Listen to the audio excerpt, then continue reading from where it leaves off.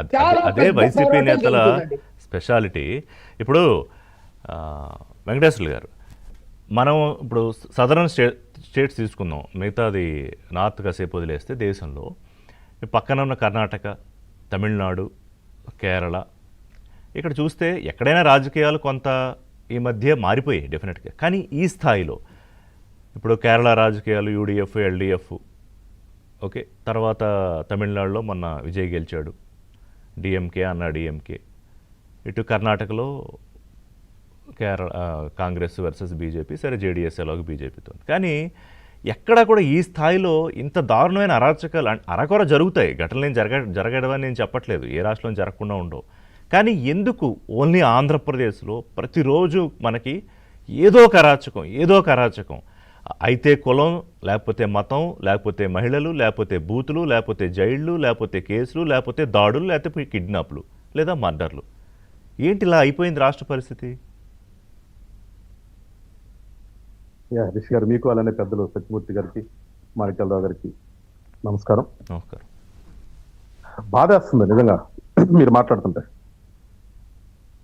నేను చెప్పింది ఏమన్నా నేను అతిశయోక్తిగా చెప్పానా? ఉన్నదే కదా నేను చెప్పింది. అతిశయోక్తి అయితే బాధ రాదు, వాస్తవాలు కాబట్టి బాధేస్తాం మనకి. అంటే నిజంగా ఎందుకు ఇట్లా ఆంధ్ర రాష్ట్రం అయిపోయిందంటే బికాజ్ ఆఫ్ పొలిటీషియన్స్, రాజకీయ నాయకులు, రాజకీయ పార్టీల వల్ల అయిపోయింది. ఇందాక మీరు రిమార్క్స్ లో చెప్పారు, కొంతమంది చేసే వ్యాపకాలు కూడా వదులుకొని ఏదో చేద్దాం అనుకుని రాజకీయాల్లోకి వచ్చిన వాళ్ళ పరిస్థితి ఏంటని. అలాంటి వాళ్ళు నేను ఒకడిని, ఇప్పుడు మాట్లాడినటువంటి పెళ్లి మాణిక్యాలరావు గారు ఒకళ్ళు. ఆయన కూడా ఉద్యమాలు చేసి వచ్చాడు, నేనేదో ప్రాక్టీస్ చేసుకుంటూ పవన్ కళ్యాణ్ గారు రాజకీయాల్లో మార్పు అనే పదంతో నేను వచ్చాం. కానీ బాధ వస్తుంది, రోజు రోజుకి మీద ఉన్నట్టుగా పెరుగుతుంది తప్పితే తగ్గట్లే. ఇక్కడ ఆలోచించవలసినటువంటి ప్రజలు ఆలోచిస్తున్నారా లేదనేది కూడా అర్థం కాదు. ప్రజల్లో కూడా స్వార్థం పెరిగిపోయింది ఋషి గారు. నాకేంటి వాళ్ళ, నాకేమొచ్చింది అనేదే కానీ పక్కింటి పరిస్థితి ఏంటి, లేదా నా ఇంటి పక్కన చెత్త పడుతుందా, నా ఇంటి పక్కన డ్రైనేజ్ నిందా, అది కూడా ఆలోచించేటటువంటి పరిస్థితుల్లో చాలా వరకు ప్రజలు లేరు. ఎందుకంటే మరీ ఎక్కువగా మన రాష్ట్రంలో ఏం చేశారంటే ఉచితాలు అలవాటు చేశారు బాగా. ఈ ఉచితాలు అలవాటు చేసిన తర్వాత రాజకీయ పార్టీలు కూడా ఎట్లా తయారైపోయినాయి అంటే, మీరు అన్నట్టుగా నరికే ఓడిస్తే గెలుస్తాడేమో, నాకు గెలుపు కావాలి, నాకు సీటు కావాలి కదా, నేను ముఖ్యమంత్రి పదవిలో కూర్చోవాలంటే నాకు కావాల్సింది ఒక ఎమ్మెల్యే కావాలి.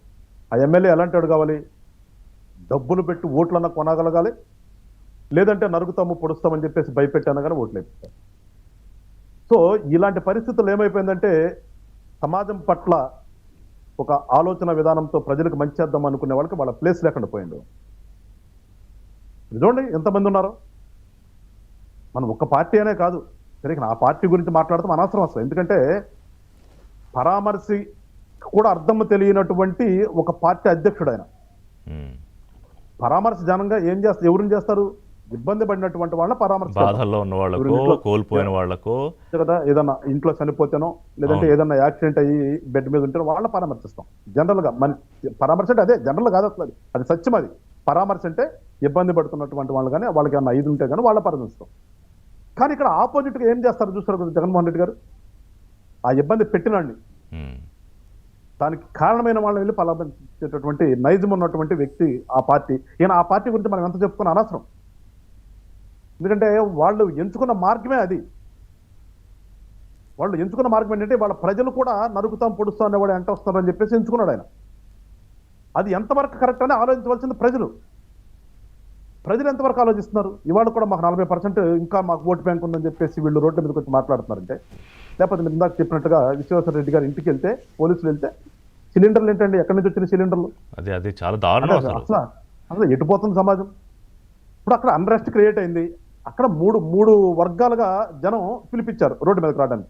ఒక పక్కన తెలుగుదేశం వాళ్ళు, ఒక పక్కన వైసీపీ వాళ్ళు, ఇంకో పక్కన హిందూ ధార్మిక సంఘాలు. ఇంతమంది రోడ్డు మీదకి వస్తే అక్కడ ఇబ్బంది అవుతుంది కాబట్టి పోలీసులు చేయవలసిన బాధ్యత పోలీసులు చేయాలి. అక్కడ ఆ పోలీసులు చేసే బాధ్యతని కూడా వీళ్ళు అడ్డుకుంటున్నారంటే ఇంకా ఎట్టుపోతుంది సమాజం. ఇంకా పోలీసులు ఒకసారి అది ఫుల్ ఫ్రేమ్ తీసుకోండి సార్. ఇప్పుడు అందులో మనం చూస్తున్నాం కదా పెద్ద పెద్ద సిలిండర్లు, పోలీసులు కూడా పాపం వాళ్ళు భయపడి వెనక్కి తగ్గుతాం. ఎందుకంటే ఎవరి మీదకి పడినా ప్రాణం పోవడమే. ఇట్స్ జనరల్ గా రిషి గారు, ఎవరికైనా భయమే కదా, ప్రాణ భయమే కదా, ఎవరికైనా పోలీసు అయినా కానీ ప్రాణ భయమేగా. ఉమ్, ఇవాళ ఆ స్టేజ్కి వచ్చేసింది. ఇవాళ పోలీసులు కూడా వాళ్ళని చూసి భయపడే పరిస్థితికి వచ్చేసింది. చూసాం కదా మొన్న శ్రీకాకుళం టూర్లో ఎవరు లెక్క చేయకుండా ఏ రకంగా ర్యాలీ చేశారో, పరామర్శ పేరుతో ఇక్కడి నుంచి బల ప్రదర్శన చేసుకుంటూ వెళ్ళారు. అక్కడ ఉన్నటువంటి లేడీ ఎస్ఐ ఏ రకంగా రౌండ్ చేశారో, పాప ఆమెను రక్షించుకోవడానికి ఎంత ఇబ్బంది పడిందో చూసాం కదా. అవును. అంటే ఇవాళ ఎట్లా ఉందంటే ఈ వైసీపీలో ఉన్న లీడర్ పరిస్థితి కానీ, వైసీపీ వాళ్ళ పరిస్థితి కానీ, పోలీసులు కూడా వాళ్ళని చూసి భయపడుతున్నారు. వాస్తవం వైసీపీ వాళ్ళు 100%. ఏదైనా ఒక ధర్నా పెట్టినా, లేదంటే జగన్మోహన్ రెడ్డి గారు ఒకసారి రోడ్డు మీదకి వస్తున్నారంటే వాళ్ళ భయం వేస్తుంది అసలు వాళ్ళకి. అంటే మన రాష్ట్రంలో యొక్క పరిస్థితి చూడండి, వ్యవస్థల పరిస్థితి ఏ రకంగా తయారైపోయింది. ఇట్లా వ్యవస్థలు ఒక భయంతో వ్యవస్థ వెళ్ళిపోయిన తర్వాత ఇంకా ప్రజలకు రక్షణ ఎక్కడ ఉంటుంది? రాజకీయ నాయకులు అంటే ప్రజల కోసం కదా వచ్చేది, రాజకీయం అంటే ప్రజల కోసం కదా. ఇక్కడ ఏం చేస్తున్నాం మరి? ఆలోచించవలసిన ప్రజలు ఆలోచిస్తున్నారా? ఆయన కోసం రోడ్డు మీదకి వస్తున్నారో తీసుకొస్తున్నారు, ఏదైనా కానీ తీసుకొచ్చినా కానీ వస్తున్నారంటే ఆ జనం ఎట్లా ఆలోచించాలి? మనం దేనికోసం వస్తున్నాడు, ఎందుకోసం మనం వెళ్తున్నాం అనే ఆలోచన ప్రజల్లో ఉంటుందా? ఇవన్నీ లేనప్పుడు పరిస్థితి ఏంటి? ఇట్లాగా తయారైపోద్ది కదా. ఇవాళ మనం ఎంత బాధపడి ఎన్నిసార్లు డిబేట్లు పెట్టుకున్నా కానీ మారవలసిన ప్రజల్లో మార్పు రానప్పుడు ఏం చేయగలుగుతాం? మళ్ళీ చెప్తున్నా, ఇవాళ స్వార్థంతో ప్రజలందరూ కూడా నిండిపోయారు. ఇవాళ నాకు ఇవాళ ఏమొస్తుంది, నాకు ఎంత వస్తుంది? నేను ఒక నియోజకవర్గం వెళ్ళినప్పుడు చూస్తాను, అక్కడ చార్ట్ పెట్టారు 1200 కోట్లు ఆ నియోజకవర్గానికి ఖర్చు చేస్తే, ఎమ్మెల్యే గారు తీసుకొచ్చి 1200 కోట్లు 1100 కోట్లు ఎంతో ఖర్చు చేస్తే, దాంట్లో అభివృద్ధికి లెక్క పెడితే అభివృద్ధి కోసం వాడింది 200 కోట్లు అంట, రిమైనింగ్ మొత్తం సంక్షేమం. అంటే పంచడానికే ప్రజలు కూడా అలవాటు పడిపోయారు. ప్రభుత్వం వీళ్ళు కూడా అలవాటు చేస్తారు, వాళ్ళకి అలవాటు పడ్డారు. ఊరకనే రావాలి నాకు ప్రభుత్వం, ఇవాళ పొద్దున్న లేకుండా నాకేమిచ్చింది ఊరకనే అనే దానికి ప్రజలు అలవాటు పడిపోయారు. చెప్తే అసలు అభివృద్ధి, నాకు పక్కన రోడ్డు ఉందా, నా పక్కన డ్రైనేజ్ ఉందా, నా నియోజకవర్గంలోకి నా ఊర్లోకి వెళ్ళడానికి నాకు ఆ నియర్ బై టౌన్ నుంచి నాకు కనెక్టివిటీ ఉందా అనేది ప్రజలకి అసలు ఆలోచిస్తున్నారా లేదని ఒక పక్కన నాకు అనిపిస్తుంది తిరుగుతుంటే చూస్తుంటే. ఎంతసేపు ఉన్నా నాకేమొచ్చింది, ఆ వచ్చిన పథకంలో నేనున్నాను లేనా, లేదంటే దానికోసం నేనేం చేయాలి అరే. హ్యాండిక్యాప్డ్ కానాళ్ళు కూడా గవర్నమెంట్ హాస్పిటల్కి వెళ్ళి హ్యాండిక్యాప్డ్ సర్టిఫికేట్ తీసుకుంటారు సార్ రిషి గారు. ఎంత దౌర్భాగ్యం చూడండి. అక్కడ పోతే 30,000 నుంచి 1,00,000 తీసుకున్న డాక్టర్లు కావాల్సిన పర్సంటేజ్తో సర్టిఫికెట్లు ఇచ్చేస్తున్నారు.